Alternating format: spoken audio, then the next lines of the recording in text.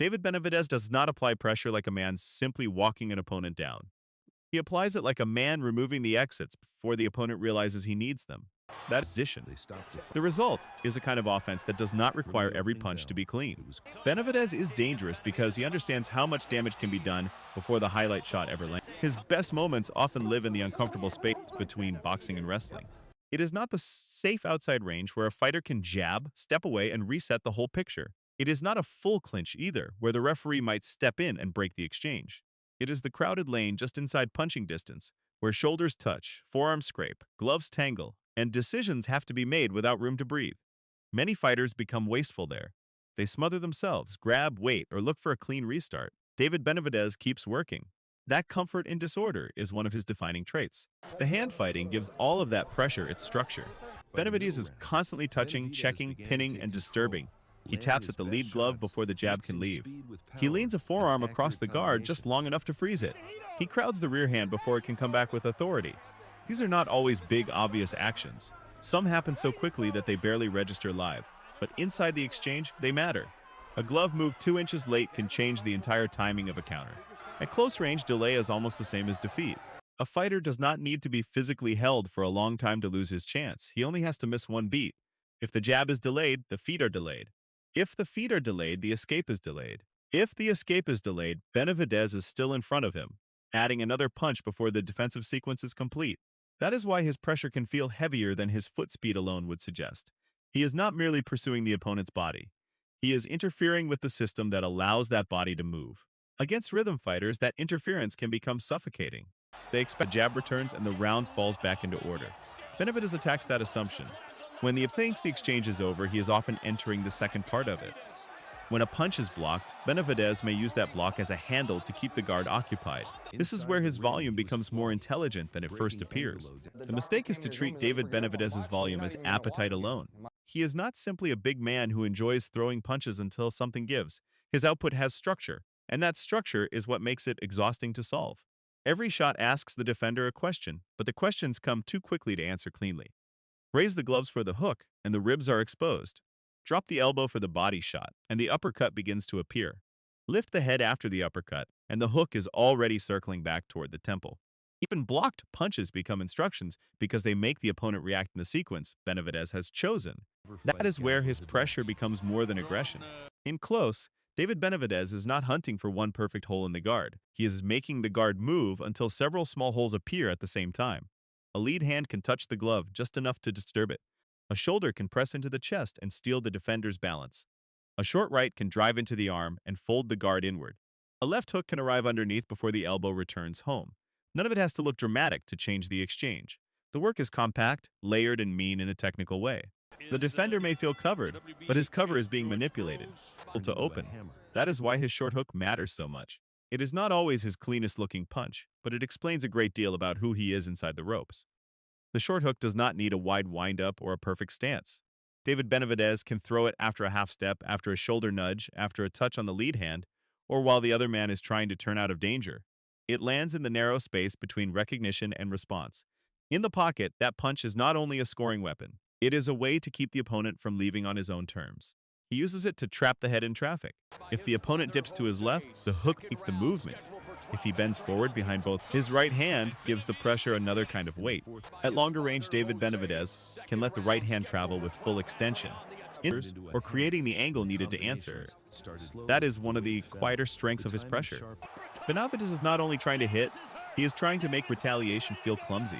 He crowds the shoulder needed for the counter. He occupies the glove that wants to jab. He keeps the opponent's head low enough that the right hand has hesitation. The hesitation becomes time. The time becomes damage. The cruelest part is how rarely he accepts the end of an exchange.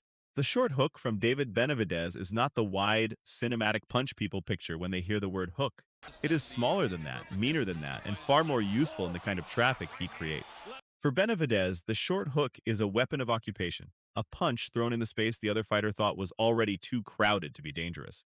He can deliver it with the elbow tucked, the shoulder rolled just enough to hide the start, the feet still moving forward, and the torso square enough to keep the next punch alive. That compact shape matters because it lets him keep working when most fighters would have to reset their hips, find room, or separate before punching again. His hook does not need a perfect arc to be effective. It needs only a small opening, a delayed glove, a dipped elbow, or a defender trying to turn at the wrong time. When an opponent brings the hand back to the cheek, Benavidez can catch him before the guard fully closes. When the elbow drops to protect the ribs, he can bring the hook over the top without loading it like a showpiece.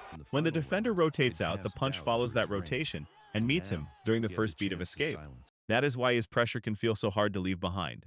The short hook is designed for the exact second when a fighter believes he has slipped out of the worst of the danger. Some opponents know they cannot keep giving ground in straight lines, so they decide to step in, jam his arms, lean on him, and turn the fight into a clinch-heavy argument. In theory, that should blunt the combinations and take away leverage. He does not behave like a puncher who needs clean extension to feel comfortable. He bumps with the shoulder, clears with the forearm, nudges at the guard, and punches in the same rough sequence. That is the unpleasant truth of sharing close quarters with him. The inside is not a shelter. It is another workplace. If the opponent stays outside, Benavidez is measuring with the lead hand, drawing reactions, and walking him toward the next exchange. If the opponent stands at mid-range, he is building combinations, changing levels, and forcing the guard to make too many choices.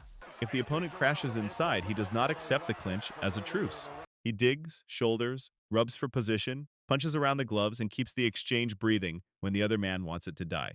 Many fighters rely on the natural pause that follows a hard combination. They expect the attacker to admire the work, step back, or take a small breath before starting again. Benavidez is dangerous because he often removes that pause from the fight. This is where his reset denial becomes one of his most important skills. A reset is not merely a step away from danger. It is a private moment of recovery.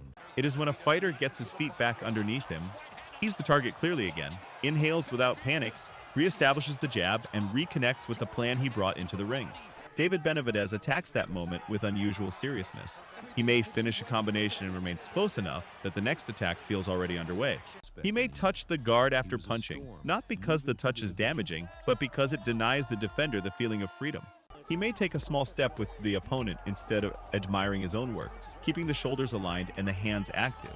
The pressure is not always dramatic. Sometimes he does not need a heavy pivot or a clean ring-cutting angle. Sometimes he only needs to place his lead foot slightly into the path the opponent wanted to use. Sometimes a glove on the biceps or wrist is enough to make the exit feel narrow. These minor barriers have major psychological weight. The punch that changes a fight is not always the wide dramatic hook everyone sees coming from the edge of range. Sometimes it is the short one, the cramped one, the punch David Benavidez throws when there is almost no room to work and no clean angle to admire. That is where its value lives, because Benavidez is at home in the part of the ring where most fighters feel crowded, hurried, and robbed of choice. He does not need a perfect lane. He does not need the opponent frozen in front of him. He can let the shot go with his shoulder nearly pressed into the man's chest, with his head close to the guard, with his feet already planted inside the space the other fighter wanted to protect. It is not a punch built for a photograph. It is built for control. Benavidez uses it before an escape becomes an escape. That extra second is often where his best work begins.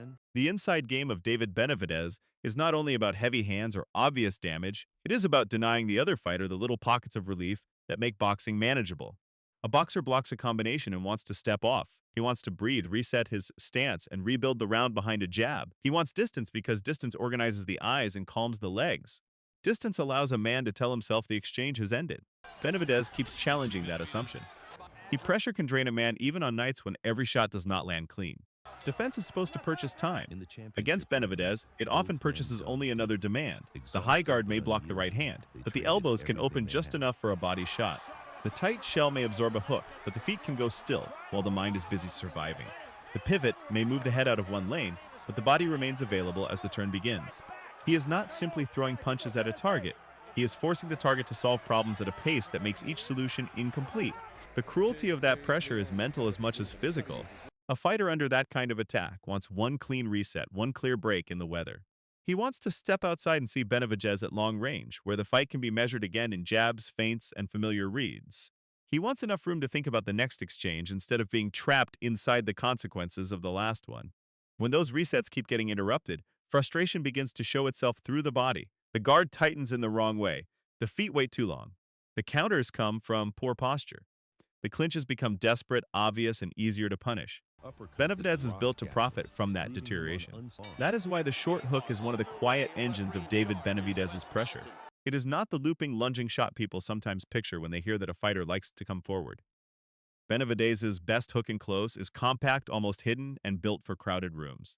It does not ask for a wide turn of the hip or a perfect window of space. It can begin near the chest, off the shoulder, or from a half-posted glove that is already resting against the opponent's guard. By the time the defender realizes the touch has changed into a punch, the shot is already wrapping around the side. That is the danger of a punch that starts as contact. A man under fire reads pressure through feel as much as sight. He feels a glove on his lead hand, a forearm near his biceps, a shoulder leaning into his frame, and for a split second he treats it as control rather than impact. Benavidez lives in that split second. He can touch the glove to occupy it, nudge the elbow to narrow the guard, or freeze the shoulder line just long enough to bend a hook around the shell. Nothing about it has to look theatrical. The trap can be as small as a fingertip of pressure and a sudden change of angle. Inside that kind of pocket, small things become violent things. The defender cannot afford to wait until every punch is clear. If he waits for the full shape of the attack, he is late. That is why so many exchanges with Benavidez look as if the other man is solving a problem that has already expired.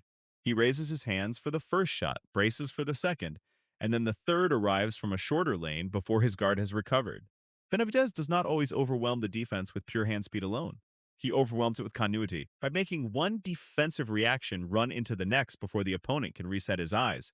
The hand trap is often what makes that continuity possible.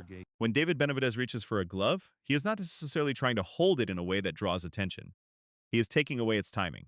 A touched jab hand is no longer a clean measuring stick. A crowded rear glove is no longer ready to fire a counter without first being freed. Even if the opponent rips the hand back, he has spent a beat restoring order, instead of punching, stepping, or clinching on his own terms.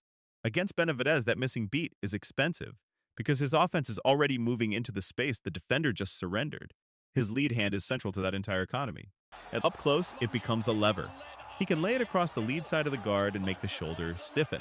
He can press the glove just enough to open the right hand down the middle. He can touch the arm and feel when the opponent wants to turn, then cut that turn short. That is where Benavidez makes defense feel smaller than it should. While the upper body is still busy defending. That pressure can feel like it has another hand on it.